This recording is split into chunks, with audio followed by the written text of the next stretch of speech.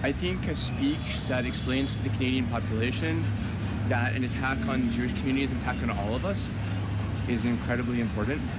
I think a speech that reminds Canadians that Jews have disproportionately contributed to this country and to exclude Jews from public spaces, from hospitals that have their names on it because they have built them, from schools that they have set up, is unconscionable, and I think it will help.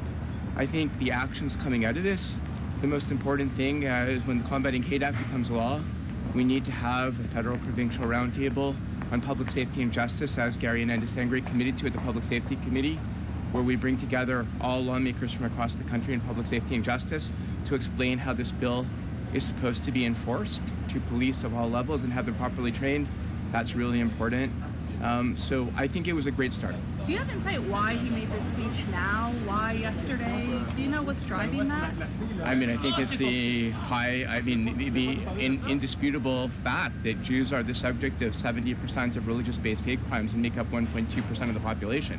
I think it's risen to a level where, although he said this before, it needed to be said to a national audience. The audience wasn't the Jewish community at Holy Blossom or even the national Jewish community, although that was part of it. It was the Canadian population, and the caucus has been, very, very clear. We want to make that message get out. Generally, the response has been fairly positive.